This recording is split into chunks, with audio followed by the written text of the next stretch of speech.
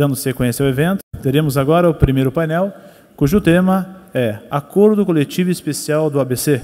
Compondo a nossa mesa de trabalhos, anunciamos as presenças do Dr. Rafael Marques da Silva Júnior, presidente do Sindicato dos Metalúrgicos do ABC, Dr. Ricardo Antunes, professor titular de Sociologia no Instituto de Filosofia e Ciências Humanas da Unicamp, e Dr. Renato Henri Santana, juiz-presidente da ANAMATRA, biênio 2011-2013. Para coordenar os trabalhos e assumindo a palavra, apresentamos a excelentíssima desembargadora do TRT da 15ª Região, vice-diretora da Escola Judicial, doutora Tereza Aparecida Asta Gimiani. Bom dia a todos. É um prazer recebê-los neste evento, que já é tradição do nosso tribunal. A Constituição Federal de 1988 elevou a negociação coletiva à condição de direito fundamental. Se, por um lado, assim fez valer o preceito contido nas convenções 98 e 154 da Organização Internacional do Trabalho, por outro lado, desencadeou acirradas controvérsias, como todos nós sabemos. Na era contemporânea, as rápidas e intensas mudanças provocadas pelos novos modelos de organização produtiva vieram trazer novos desafios. Neste contexto, o exercício da negociação coletiva deve ser amplo ou limitado. Em relação aos tempos de jornada, às durações de intervalos para refeição e intervalos para repouso, quais seriam esses limites? As negociações devem ser permanentes ou ocorrer apenas nas respectivas datas bases de cada categoria? A negociação coletiva deve atuar apenas em conformidade com a lei, secundum legem, ou nos vazios legais, praeter legem, ou também pode dispor diferentemente do que estabelecem os marcos legais.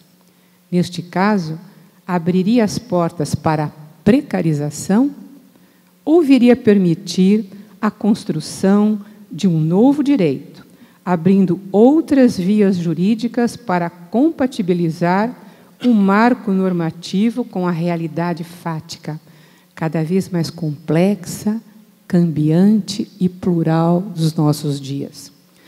No momento em que comemoramos 70 anos da CLT, este Congresso, de forma inovadora, abre os espaços de interlocução com os diferentes atores sociais que atuam diretamente nesse processo, trazendo para o debate diferentes perspectivas de análise. Vamos iniciar esse painel com a apresentação do Rafael Marques da Silva Júnior, que está aqui do meu lado direito. O Rafael é presidente do Sindicato dos Metalúrgicos do ABC e vice-presidente do Partido dos Trabalhadores de São Paulo. Trabalha na Ford desde 1986, onde exerceu 2 mandatos na Comissão de Fábrica.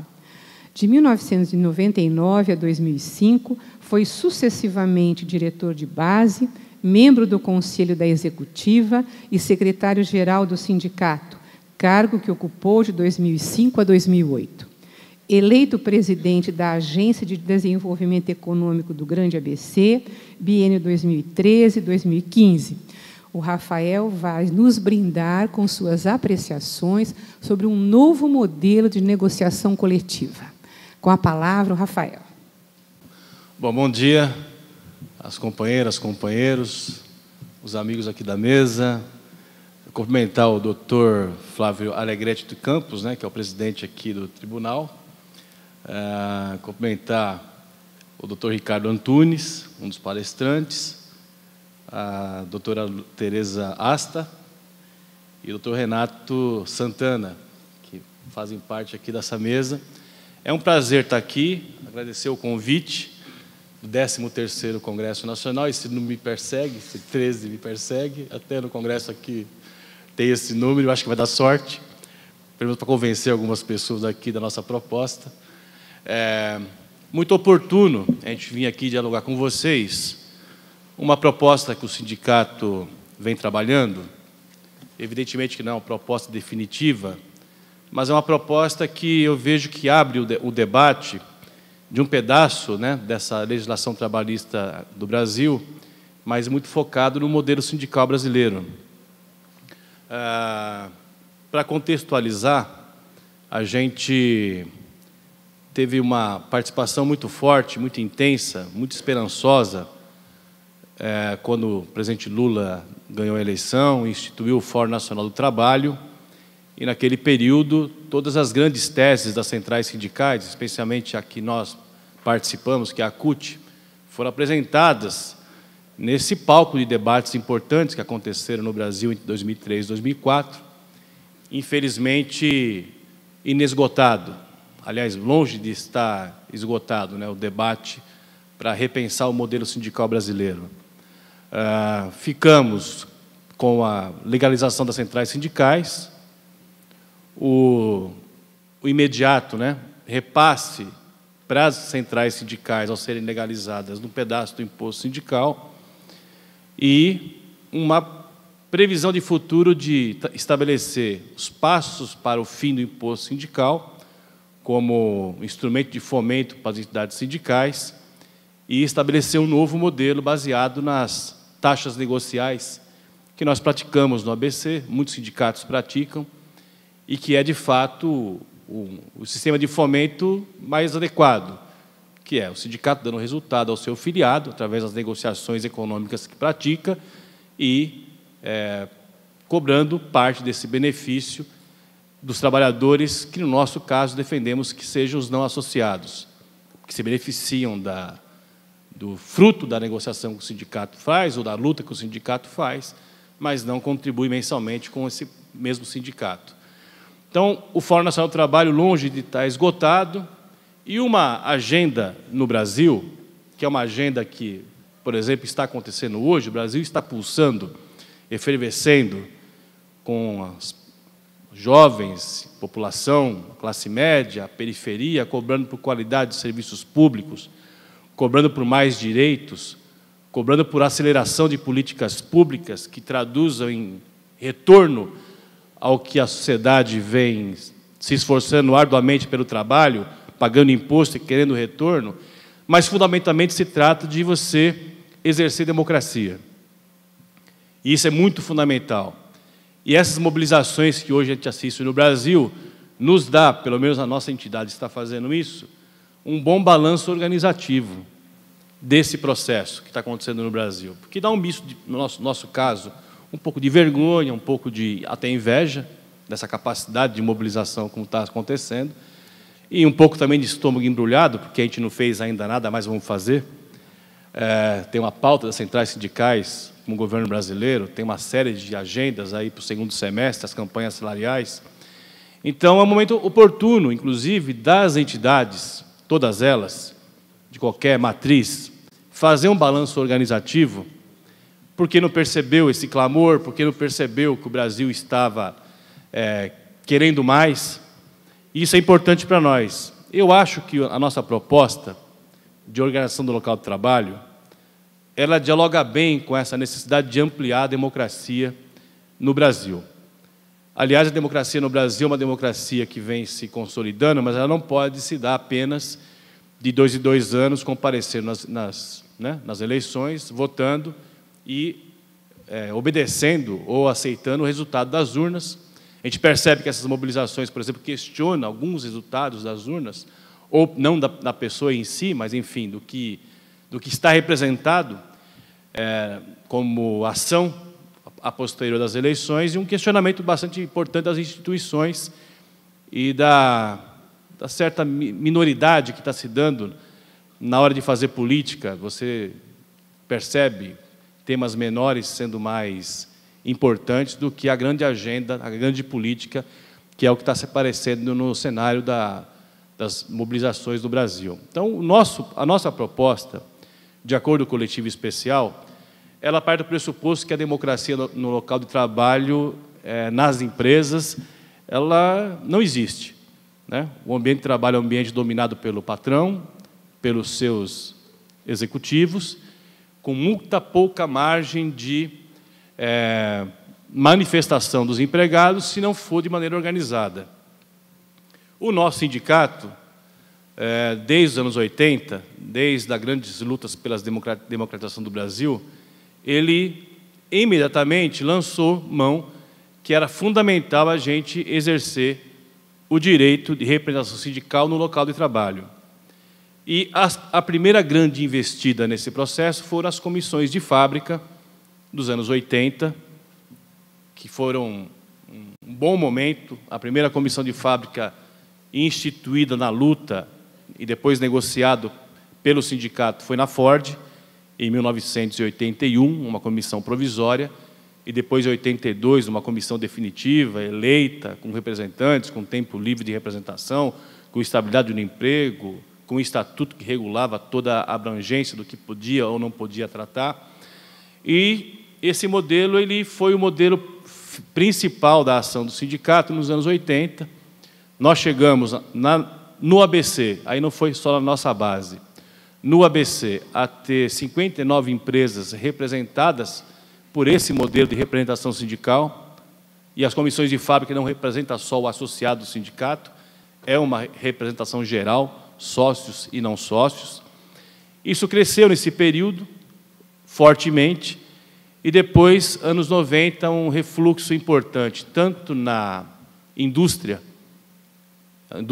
de transformação na região do ABC, e isso também repercutiu num refluxo muito grande desses acordos de comissão de fábrica que nós tínhamos na nossa base. Então, foram anos difíceis. O ABC, naquela época, era um polo importante do setor automobilístico, montadoras e autopeças, do setor de máquinas, do setor eletroeletrônico, do setor de linha branca. Então, era uma matriz industrial quase que completa o que se tinha de indústria na região do ABC, e que, a partir dos anos 90, da reestruturação produtiva, oportunidades como Zona Franca de Manaus, para as empresas, em seguida, o regime automotivo do FHC, instituído em 95, esse foi um período de bastante reflexão e busca de alternativas. Nós perdemos quase toda a indústria eletroeletrônica da região, quase toda a indústria de linha branca, as empresas finalistas, né, que fazem a produção final foram embora, algumas indústrias de componentes ficaram, mas muito poucas. Então, a região do ABC passou por mudanças grandes nesse período dos anos 90, com a abertura econômica, a reestruturação produtiva, e esse período também houve um refluxo do avanço das representações no local de trabalho, como elas se deram nos anos 80 com as comissões de fábrica. As comissões de fábrica existiam, quando foram instituídas, elas, de fato, quando você institui um modelo de representação, você transforma o ambiente no local de trabalho de maneira muito positiva e de maneira muito rápida. Muito rápida. E isso é importante para um sindicato que se diz um sindicato de massa, um sindicato que tem uma política de renovação dos seus quadros e de buscar cada vez mais novas lideranças. E esse modelo de representação, ele traz para o sindicato um ambiente muito atual e assertivo do que acontece nas empresas. E essa capacidade de instituir o modelo de organização entra numa segunda fase, que é a capacidade do sindicato negociar. E negociar não só os acordos da natureza do sindicato, mais conservadora, vamos dizer assim, salário, condições de trabalho, saúde. Você, com a representação local do trabalho, você aumenta o conhecimento da entidade sindical das questões concretas dentro das empresas, e a pauta é bastante diversa. Uma coisa é você ter as negociações que são parecidas entre as montadoras. Outra coisa é as negociações e as coisas que acontecem no setor de autopeças. Outra coisa é o setor de máquinas. E você, tendo a representação local do trabalho, você tem o extrato do que acontece de fato dentro das empresas. Isso dá à entidade uma capacidade diferenciada de negociação. E isso foi importante nesse período dos anos 90. E muito pressionados com o novo regime automotivo de 95, que instituiu no Brasil a guerra fiscal e que instituiu a disseminação da indústria montadora e do complexo automotivo Brasil afora, o que é positivo, mas nos trouxe um desafio. O ABC desaparece, vai virar uma Detroit, vai virar um polo industrial tradicional, como aconteceu em outros países do mundo, que foi perdendo relevância, ou nós vamos tentar conter essa possível efeito das políticas públicas que estavam sendo gestadas, mantendo as principais empresas que nós tínhamos e temos na base, que essas ficaram. Então, esse foi um momento importante da nossa vida lá na região do ABC, e, evidentemente, que o modelo de organização ele contribuiu muito para o sindicato ter capacidade de fazer acordos que levassem em conta a condição dos trabalhadores em suportar as negociações duras que foram feitas, inegavelmente foram muito duras, as negociações de reestruturação produtiva e as negociações que depois se apresentaram nos anos 2000 para investimentos. Então, houve um ciclo, e nesse momento aparece o banco de horas, que foi bastante contestado naquele momento, até hoje. Agora, foi, na nossa opinião, essencial termos usado de alguns instrumentos de negociação, termos capacidade, naquela época, de estabelecer uma discussão com os trabalhadores, e foi uma discussão muito crítica, que a consciência crítica dos trabalhadores, ao longo de tantos anos de muita luta, evidentemente que esse foi um período de bastante reflexão, debate, seminários, plenárias com a companheirada, para entender o momento que estava se apresentando. E nesse período, e nós, não sei se vocês viram, esse ano a Ford fez 2 lançamentos, um carro e um caminhão lançados na planta de São Bernardo do Campo.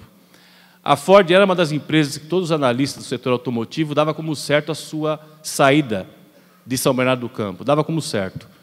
A partir do momento que ela se deslocou, primeiro para Rio Grande do Sul, depois para Camaçari, e com o fechamento da planta de caminhões em São Paulo, os analistas davam como certo que essa empresa não ficar mais na cidade de São Bernardo, como também se previa que a Volkswagen, um tempo depois, não tanto contra a Ford, que estava vivendo uma crise mais importante, em seguida a Volkswagen também deixaria a região do ABC, porque o programa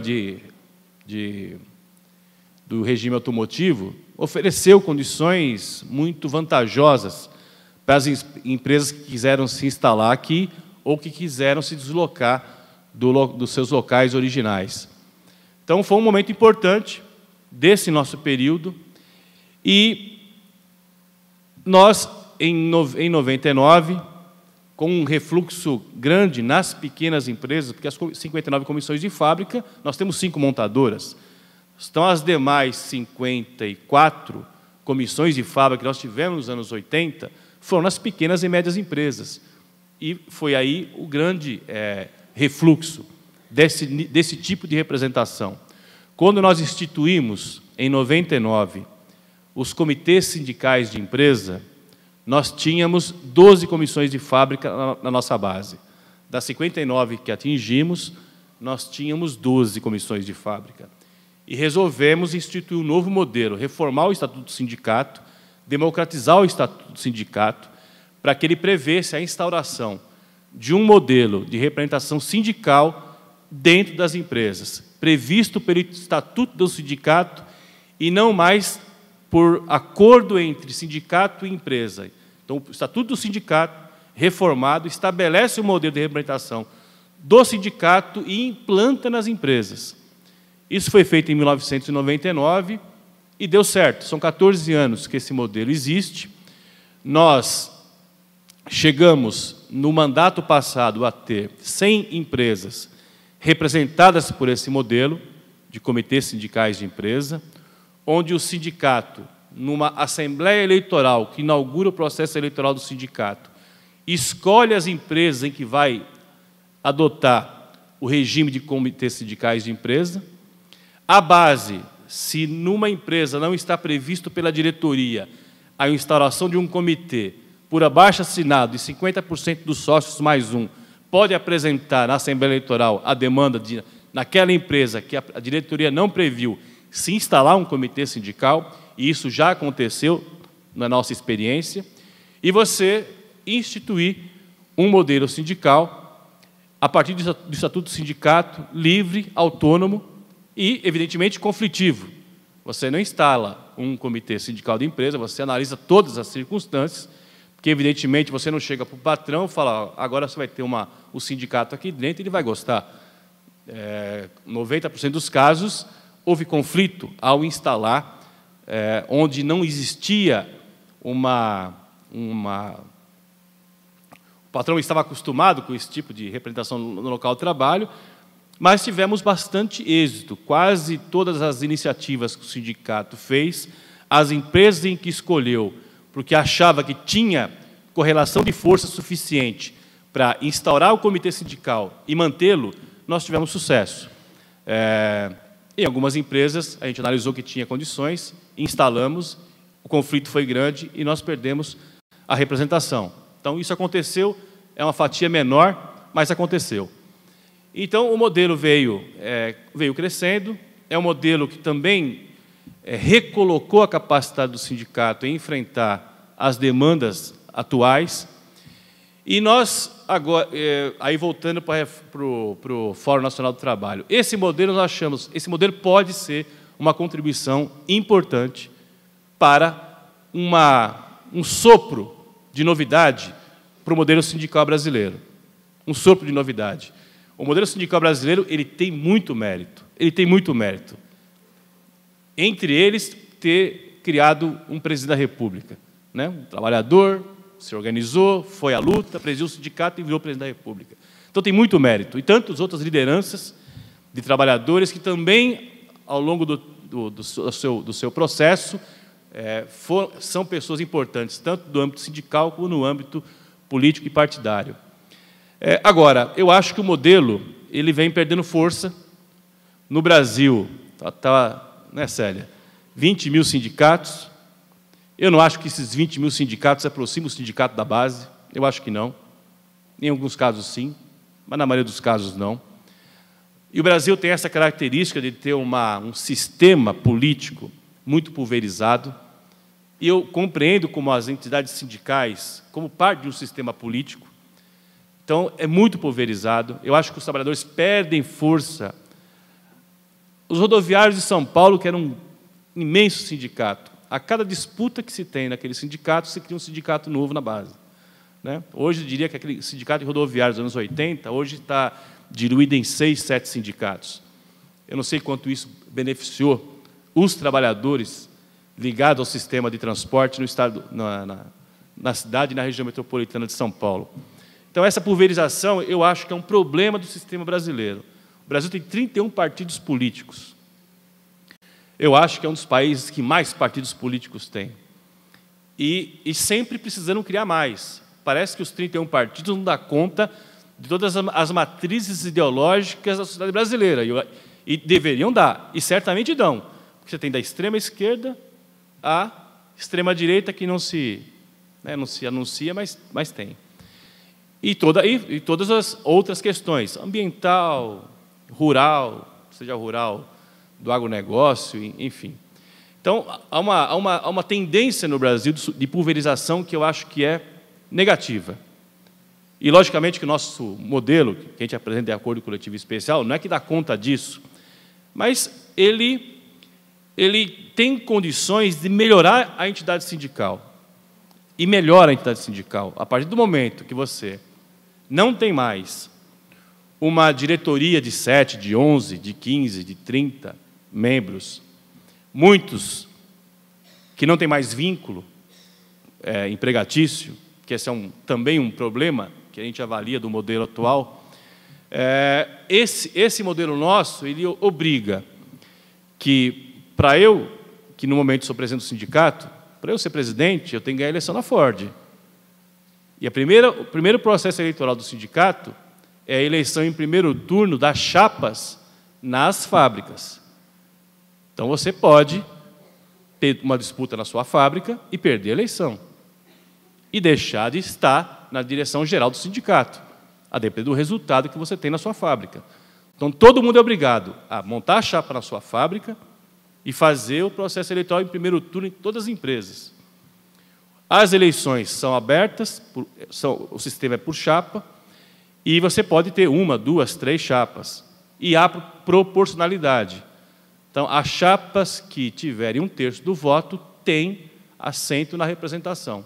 Então, uma empresa como a Ford, que tem, regido pelo Estatuto do Sindicato, direito a 15 representantes no Comitê Sindical de Empresa, se tiver 2 chapas e uma atingir 1/3, uma chapa terá 5 representantes entre os 15 e a outra terá 10 entre os 15. É assim que funciona o modelo que a gente estabelece. Para, em seguida, uma vez eleito todos os dirigentes nas empresas, aí sim você parte para o segundo turno das eleições do sindicato, onde se estabelece a chapa geral, onde ali vai sair o presidente do sindicato, o tesoureiro, o secretário-geral, e aí, a depender do resultado em primeiro turno, você vai ter muito ou mais trabalho de montar uma chapa para o segundo turno, muito ou mais negociação, debate. Então, esse é o modelo eleitoral que a gente nos faz funcionar. É um modelo que, se a Ford fechar amanhã, eu deixo de ser dirigente do sindicato, completo o meu mandato, é um direito meu completar o meu mandato, mas eu não posso mais me permanecer na direção do sindicato, já que eu não tenho mais vínculo empregatício na minha categoria. Então, é um processo que a gente achou que seria uma bela provocação para discutir o modelo sindical brasileiro e começamos a fazer um projeto muito baseado nesse modelo de representação local do trabalho e as negociações que a gente realiza. Diferente de muita gente que fala a respeito, eu não acho o ABC, e a Companheirada também não acha, e certamente na CUT não acham, e em outras centrais sindicais também não, o ABC é um palco de negociações que precarizam direitos ou flexibilizam direitos dos trabalhadores. Isso não acontece na região. Mas a gente negocia muito, especialmente quando você negocia questões da estratégia da empresa, como esses acordos que agora estão em plena execução e trazendo investimentos nas principais montadoras da região. Evidentemente que, para você contrair e trazer esses investimentos para a região, você tem que negociar temas importantes, difíceis, jornada de trabalho. É sempre uma questão da negociação muito intenso. As questões vinculadas a terceirizações, as questões vinculadas a transformar certos setores da fábrica, como existe na Scania, na Ford. A Ford criou uma empresa, Ford Serviços, que terceirizou algumas atividades e que permitiu não terceirizar algumas, mas mudar de vínculo. Não os trabalhadores atuais, os futuros. A Scania tem uma negociação semelhante. Desterceirizou e criou setores onde a Scania cria uma nova razão social e traz trabalhadores de fora, contratações futuras, numa condição para setores agregados, como portaria, como restaurante, como, enfim, certas áreas de logística. Então, isso é uma negociação que se dá de maneira intensa e o modelo de representação que nós temos nos dá conta da aceitação dos trabalhadores ou não. E isso dá segurança ao sindicato e dá equilíbrio à negociação. Então, o modelo, pegamos a nossa capacidade de organização e a capacidade de negociação e colocamos isso no papel. Porque é verdade que exigir que o Congresso Nacional, nesse ambiente hoje, polarizado, quem sabe o Congresso aprovaria, como apoiou os royalties do petróleo para a educação, desde 2010, aguardando ser votado, talvez agora dê um sopro de alguma condição de avançar alguns temas que não estava colocado na conjuntura anterior. E certamente as conjunturas não são perenes, elas se alteram. Mas essa conjuntura é muito importante para avançar. Então, Em 2010, 2011, quando nós começamos a colocar no papel a nossa experiência, nós colocamos a questão da OLT e a questão da negociação como temas para fortalecer a ideia de se implantar o mais amplamente possível esse sistema baseado em crescer a representação dos trabalhadores no local de trabalho. Isso democratiza os sindicatos, melhora as lideranças sindicais e faz da negociação um palco de trazer os principais conflitos, não os todos. Alguns conflitos vão ser na greve, vão ser, né, ocupando a Anchieta, mas parte dos conflitos você pode resolver na negociação. Então, nós fizemos dessa maneira. E, evidentemente, que para poder fazer esse processo crescer, a gente tinha duas opções que ainda estão colocadas. Pode ser um modelo para os principais sindicatos já tradicionais, em legalizar o seu modelo, né? A nossa proposta pode servir, no final das contas, se tudo der certo para isso, legitimar, legalizar os modelos que deram certo e que têm capacidade de se sustentar, ou ele pode ser um pouco mais ambicioso e permitir que outras categorias que tenham condição de correlação de forças para implantar um modelo desse, também se beneficiar desse modelo.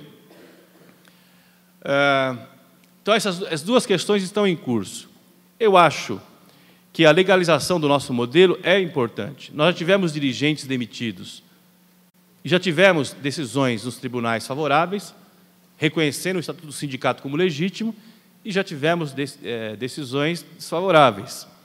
Então, legalizar esse modelo, para nós, é fundamental, mas ele não deveria, na nossa avaliação, virar como um nicho de algumas entidades que adotaram esse modelo. Aqui no Estado de São Paulo, esse modelo está em plena vigência em Taubaté, metalúrgicos de Taubaté, metalúrgicos de Pindamonhangaba, metalúrgicos de Salto, metalúrgicos de Sorocaba. Foi implantado parecido pelos metalúrgicos de Santo André. Existe um modelo dos químicos do ABC, através de comissões de fábrica, não de comitês sindicais de empresa. No Rio Grande do Sul, metalúrgicos de Porto Alegre tem um sistema semelhante. Então, achamos que essa nossa proposta ela pode permitir o crescimento desse modelo e esgotar um debate da reestruturação do modelo sindical, que é o modelo sindical que se orienta pela representação de base. Alguns pressupostos para esse projeto nós estabelecemos. Nós estamos aculturando a nossa companheirada de acordos de longo prazo. Já fizemos vários. Temos acordos em vigência de 5 anos na Volkswagen, de 5 anos na Toledo, de 3 anos na Ford. Estamos em negociações com a Scania de acordo de 3 anos, participação de lucros e resultados, jornada, database. Esse ano, nas negociações da PLR, que nós estamos esgotando agora, nesse primeiro semestre, vários acordos foram de 2 ou 3 anos, e sabemos que acordo de 3 anos não há previsão legal. Então, o acordo coletivo especial prevê a permissão de acordos de longo prazo, que é um dos artigos que tem vários questionamentos. É por conta desse artigo que nós colocamos a possibilidade da abrangência de acordos de longo prazo e da votação desses acordos, que é previsto em lei em Assembleia, mas, dado as condições que esse acordo nós trabalhamos, com foco na negociação, e na hora das crises, que aí é sempre o grande risco, ter acordos duros de ser tratado, nós colocamos escrutínio secreto, para não haver pressão, para tirar risco de pressão por parte do empregador ao trabalhador. Então, a votação é em escrutínio secreto.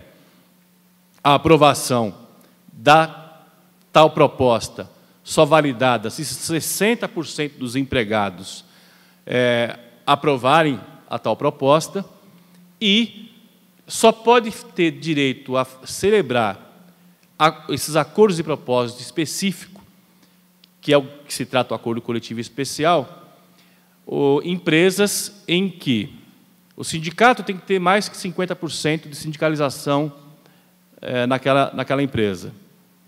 O Brasil tem 18% de taxa de sindicalização, em torno disso. Na CUT, essa taxa chega a 28%. Porque a CUT tem sindicatos tradicionais, muito forte no serviço público, então a CUT tem uma taxa um pouco superior, 28%, mas bem abaixo da taxa de sindicalização que nós estamos propondo nesse modelo de acordo coletivo especial. Então, tem que ter 50% mais um de sócio, as votações em escrutínio secreto, a aprovação da proposta, se aprovada por 60% dos trabalhadores. Então, essa é a condição que daria condição da negociação ter começo, meio e fim. As negociações respeitam todas as cláusulas da Constituição e levam em condição a CLT, a adequação da CLT, uma adequação que, historicamente, na nossa base, tem sido a maior. Nós temos, por exemplo, dois exemplos. Um acho que é controverso, o outro talvez não seja. Direito da gestante, depois de retornar da licença maternidade, para a amamentação. Tem direito a 15 minutos por período, de manhã e à tarde. Ora, o bebê não está, as fábricas geralmente não têm a creche, o bebê não está próximo. Então, é um direito previsto com pouca efetividade. Nós transformamos essa lei em extensão de 8 dias na licença maternidade. Transformamos isso em 2010. Esse acordo foi feito. Então, hoje, todos os grupos patronais que negociam conosco já adotaram essa extensão de 8 dias na licença maternidade, porque esse é um direito que não estava sendo gozado pela pessoa. Uma outra questão, essa acho que é controversa, é a questão do horário de refeição. Nós temos na nossa base muitas empresas que trabalham de segunda a sábado, em regime de escala, não é de revezamento, mas é em escala, 8 horas por dia, com 1 hora de refeição, trabalho de segunda a sábado. Os trabalhadores têm uma demanda, que é a folga aos sábados. E uma forma que nós fizemos já tem alguns anos foi de reduzir o horário de refeição, fica entre 30 minutos e 40 minutos, para permitir os sábados, as folgas aos sábados alternados. Quando esses acordos são feitos, é acompanhado pelo Ministério do Trabalho, quase todos os acordos têm registro no Ministério do Trabalho, que nós fizemos. Todos os acordos obrigaram as empresas a investir no seu refeitório, ampliar o refeitório, instalar um sistema melhor para a pessoa se deslocar do seu setor para o refeitório e almoçar, e ter um tempo ainda para descansar, e a pessoa goza de folgas, sábado sim, sábado não. Esses acordos são aprovados por 100% nas assembleias que o sindicato realiza quando a empresa aceita fazer dessa forma, que muitos não aceitam, muitos preferem trabalhar aos sábados, porque no horário de refeição ele alega perda de produtividade, é melhor para garantir a produção da empresa, até o trabalho aos sábados continuamente. Então, a pressão que o sindicato faz com os trabalhadores para ter esses acordos. Esses acordos vêm tendo um pouco de questionamento, mas eu acho que, quando a gente, no acordo coletivo especial, tenta valorizar a negociação, é porque a negociação não pode ser tratada, como às vezes eu tenho lido, que é um palco de precarização e flexibilização, porque não é. Nós temos conseguido fazer uma extensão, uma ampliação, uma adaptação a favor dos trabalhadores nos acordos que nós fazemos. E, evidentemente, que se nós queremos expandir o modelo sindical na questão da OLT, a negociação ela será, evidentemente, um meio importante. E uma outra questão também, para dar condição a esse acordo seguir em frente, é a empresa comprovar que no seu histórico recente, aí tem um período, né, de carência para comprovar isso, que não tenha práticas antissindicais, né? Não tenha perseguição a dirigentes, perseguição a cipeiros, interdito proibitório. Então, a empresa tem que comprovar que, num período, ela não tem práticas antissindicais para poder, ao aceitar uma OLT dentro da sua fábrica, poder negociar de maneira mais abrangente. Um outro exemplo, acho que para terminar, é o que nós estamos negociando na Scania, esse acordo que eu falei para vocês, de longo prazo e tal. E um dos temas da companheirada é pagar a PLR em 3 vezes. Né? Recebeu em abril, tem uma demanda para receber outra parcela em agosto e outra parcela no final do ano. E a lei nos veda essa condição de fazer o pagamento da participação dos resultados em mais que uma parcela. Então, isso, por exemplo, é uma adaptação a melhor, porque o trabalhador vai receber mais vezes durante o ano e se organiza financeiramente melhor. Em vez de conseguir um empréstimo bancário pagando 7% do cheque especial ou pagar 2,3% do empréstimo consignado, recebe 3 vezes ao ano, que debita suas dívidas e não vai pagar juros para banco. E uma outra questão, também para exemplificar essa questão da segurança jurídica, foi o acordo feito em 2001 na Volkswagen, acordo importantíssimo nessa agenda dos investimentos que estão vindo para a empresa lá em São Bernardo, e ano que vem lança o novo Santana, que foi a semana de 4 dias, 2001, período de crise no Brasil, e em 2001 foi feito um acordo, semana de 4 dias, onde o sindicato fez um acordo de PLR anual, diluiu em 12 meses, para que o trabalhador não tivesse perda salarial ao trabalhar 4 dias por semana. Então, ele recebia a jornada de trabalho por 4 dias por semana e complementava o salário a 100% do valor mensal com essa negociação complementar da participação de lucros e resultados. E o acordo teve muito mais coisa, mas essa foi alvo de um debate importante, uma denúncia que aconteceu desse acordo, uma decisão no TST ano passado, onde esse acordo, por um voto, foi validado. E eu acho que isso é um exemplo que eu acho que o Brasil está avançando, tem que avançar. O modelo sindical e os dirigentes que estão à frente dos seus sindicatos têm que avançar. E eu acho que um acordo como esse da Volks, se fosse denunciado e derrubado, seria uma antítese do que nós estamos defendendo, de chegar lá na frente com liberdade sindical, fim do imposto sindical, o fortalecimento das entidades sindicais. Acho que isso interessa ao conjunto da classe trabalhadora brasileira e chegar ao contrato coletivo nacional de trabalho, o contrato coletivo setorial de trabalho e por empresa. Que essa é uma questão que está voltando à agenda do movimento sindical cotista. Acho extremamente importante e relevante nesse momento em que nós estamos passando desde a crise de 2009, para uma nova organização do trabalho. Só para finalizar um exemplo, as autopeças hoje são tratadas como commodity. A montadora define o preço da peça, esse preço da peça é internacional e apresenta para os seus fornecedores no Brasil. E se o cara não chega no preço, que é agora internacional, essa produção se desloca para fora do Brasil. Então, esse é o momento que nós estamos vivendo, tem um novo modelo global de organização do capital. As montadoras são, eu acho, que a porta de entrada desse modelo aqui no Brasil. Estamos trabalhando fortemente no novo regime automotivo para impedir certos efeitos que não conseguiremos, com certeza, evitar todos os efeitos que esse modelo global para o setor automotivo está instituindo. Então, isso tem que ser acompanhado pelas entidades sindicais. Para concluir, fui na Ford anteontem, tinha lá um eixo. Eu perguntei para o companheiro do sindicato, de onde vem esse eixo? E o companheiro não soube responder. Eu falei, você tinha que saber, porque isso aqui pode ter vindo da Alemanha, pode estar vindo da Argentina, pode estar vindo da Coreia, ou pode estar sendo feito no Brasil. E isso aqui tem muito emprego. Então, esse eu acho que é o novo momento que nós estamos querendo instituir. Infelizmente, eu acho que eu não consegui dar conta de tudo que eu tinha que falar, tenho que concluir, mas eu acho que vim aqui conversar com vocês, apresentar uma tese que nós estamos defendendo. É muito importante, é relevante porque é debater o direito do trabalho, é debater o modelo sindical brasileiro, e nós estamos... com a agenda não está andando, né? Essa agenda do ACE, ela está, desde setembro do ano passado, outubro do ano passado, em discussão dentro da nossa central sindical, da CUT.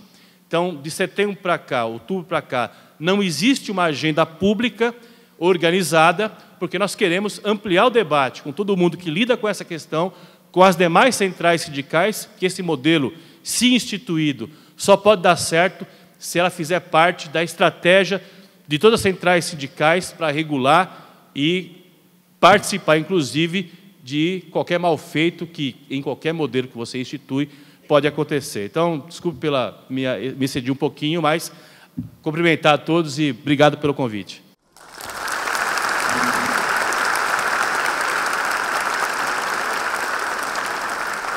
Nós que agradecemos o Rafael pela exposição esclarecedora, não é, sobre as questões reais do mundo do trabalho, do chão de fábrica, e me chamou particularmente a atenção a preocupação com a representatividade sindical.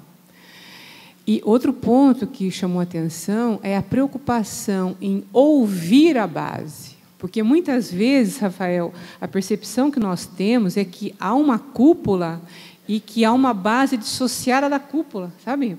Então, essa preocupação em ouvir realmente qual é o problema da base, o que a base quer, essa disposição em criar essa ponte de diálogo da direção com a base e criar parâmetros, critérios para balizar a representatividade, me parece muito importante.